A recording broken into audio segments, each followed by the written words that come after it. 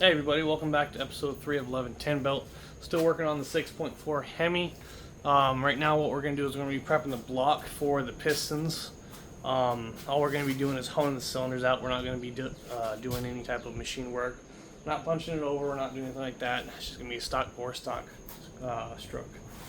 So what we're going to be trying to work on is, I don't know if you can see, there we are. We got some rust rings from where the pistons were sitting. The block was sitting for a minute. Don't know if it was outside or what. But we're going to see if we can knock all that stuff down with a hone. See if we can get rid of it and get this thing ready for these new pistons that are here. Alright, so the two things we'll be using for this is a flex hone. I prefer the flex hone over the 3-jaw type. I just always had better luck with them. And then for lubricant we're using WD-40. Nothing special. We're going to try and make sure that we maintain our cross hashing at roughly about 60 degrees. And we'll go from there. I'll show you exactly how it turns out.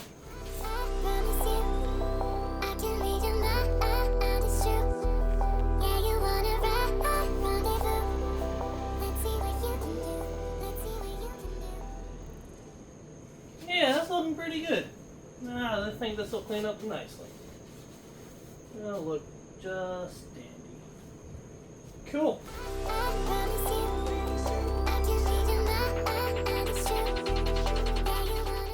Alright, so I got 4 of the cylinders honed out. Everything's looking pretty good. Gonna need a couple more passes on it. You can see down here there's a couple spots where these rings are still pretty prevalent.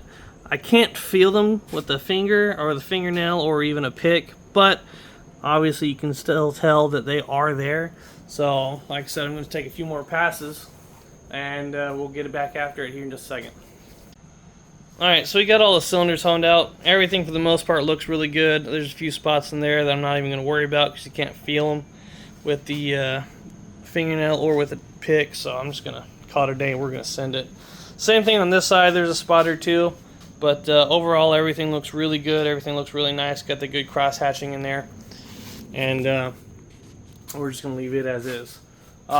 Next step's going to be getting the pistons in, getting the crank in, getting the connecting rods, all that stuff put together. We'll have to file the piston rings and make sure all that stuff's fitting pretty good. Either the end of this video or the beginning of the next video, we're going to start working on the cylinder heads. I got valve guide seals I got to put in it. And we're going to lap the valves, make sure everything's good and clean there. Once I have them apart, I'll probably take them back to the shop, get them cleaned up just like what I did with the block. And stay tuned, and look forward to seeing you there.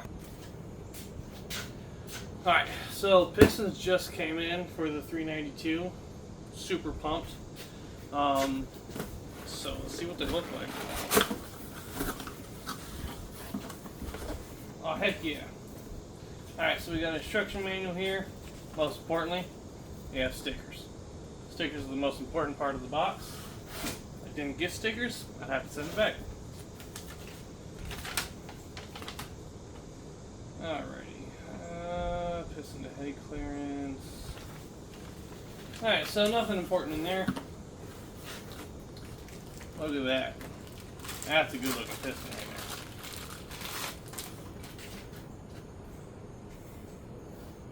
I also even got a date and time it was manufactured. That's crazy. I'm assuming that's what it is.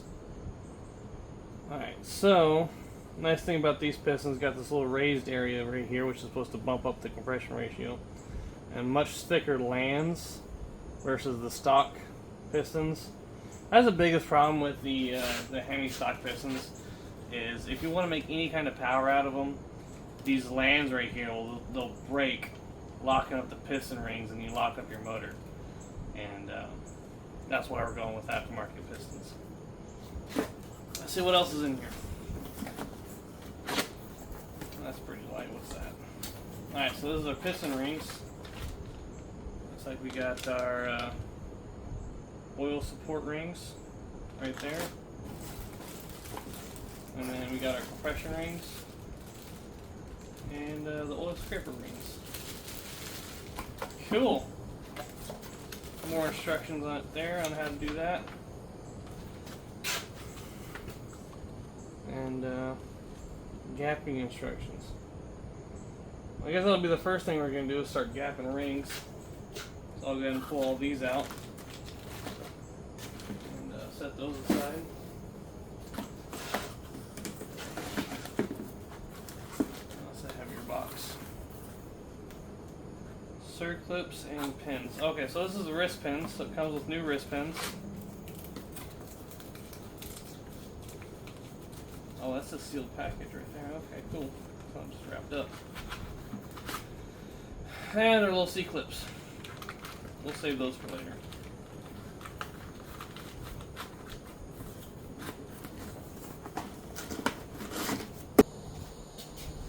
Alright, so the first thing I'm going to do here is I'm going to work on getting all these pistons off.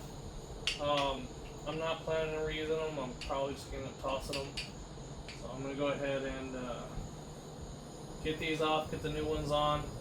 Once I get that done, I'll start working on getting all the rings gapped, and we'll go from there.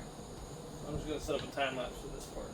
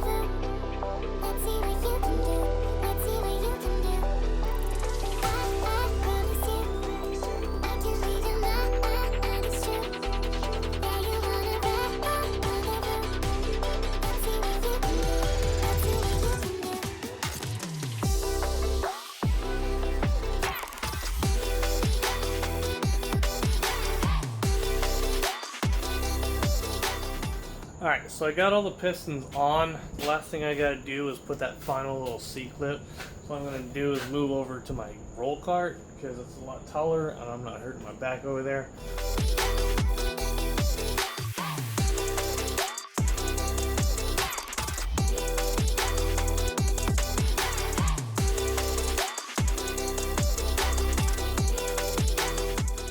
So far, everything has gone together real smoothly. I've had not really any problems. Brand new pistons are looking excellent. Let me tell you what, those things are clean. So, I'm going to set you back up, get the rest of these C-clips back in, and I'm going to start working on cutting some of those piston rings and getting those ground down to size. Okay, so now that I got all of the rings out, the pistons ready to go, one thing I wanted to go over first is gapping your rings. So anytime you get a set of pistons or piston rings, it's going to come with this fancy little chart right here. High performance street, yeah, we'll be doing a little bit of that. I do want to take it drag racing. It's only 2/1000ths difference between these two at the end of the day. It was going to be 18/1000ths for just a street strip. So I'm just going to go ahead and do 20 on the top ring, and then we're doing 25/1000ths on the bottom ring. As far as the oil ring, it says minimum spec is 15/1000ths, so we're going to aim for 15 to 16/1000ths on there. Not going to hurt anything having a little bit looser. We don't want to have it any tighter than that. Yeah, so that's what we're about to do. Alright, so we're gapping our piston rings. I already got the first one in here. Really all you're going to do is you're going to set it in there right near the top, kind of push it down. I usually go about 1/4 of the way with the piston. Just about, 3/4 of an inch from the top there. Make sure it's squared with the piston is what we're doing there. Make sure it has good concentricity around the cylinder. Now, we're going to be taking our feeler gauge, which this one's a 20/1000ths feeler gauge, which is what we'd already predetermined that we're going to be gapping into.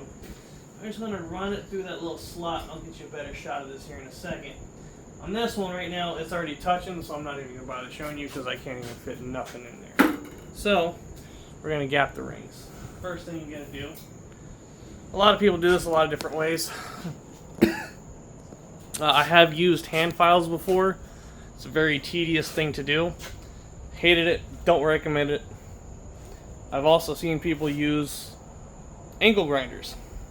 Never done it that way, never tried it, but I don't recommend it. So this is what we're going to be doing. We got this little piston ring grinder set up, little hand crank. I'm going to sit here and do this, but I can't do it with holding the camera, but we're going to make sure that's set up just like that. And take just a little bit off of each side, and then we'll keep testing as we go. Alright, so what we do here is just apply a little bit of pressure there. Make sure we're seated up against this rod here. A little guide rod there. We're going to come in here. We're just going to take a little bit off. I don't know if you can see that or not. See how just a touch of that shiny? Work on getting all that shiny.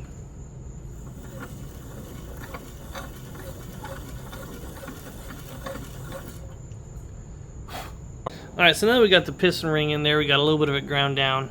You can see there's just the tiniest little gap right there. We're going to take our feeler gauge here and see if we can sneak it in that little crack.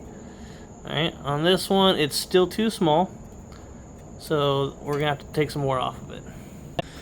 Alright, so this is what I'm talking about. You got the piston ring gap right there, and that just slides right through it, if I can get there. Alright, a little bit wider than what I was hoping for, but you know what? We're going to send it. Alright, so after hours of grinding, we finally got all the piston rings ground to size. Pistons are installed, C-clips are in, pistons and rods are ready to go in the block. Next thing is I'm going to stick the new bearings in there, put the crank in, make sure all of our tolerances are good there. And it's time to start installing those pistons. Alright, so I screwed up. Apparently the 5.7s, the 6.4s, and the 6.1s have different tone wheels. The 5.7 has the 3-bolt tone wheel, which is what I got. And I didn't realize that until I went to go put it on the crank so I could drop the crank in and I could start putting all these pistons in. So, I've got one for a 6.1 coming. That's in the mail. That should be here sometime this week. I'm going to go ahead and cut that video off here. I need to get it posted. That way it's up and ready for next week. And I guess we'll start off the next video by getting the crank and pistons in. I thought I'd be a lot further along by now. Unfortunately, it took me longer to get the pistons in than I thought. And of course now I don't have the tone wheel, so I guess this is going to be it for this video. Thank you guys for following along. Thank you for subscribing. Thank you for watching. I really appreciate it. Y'all take care and have a good one.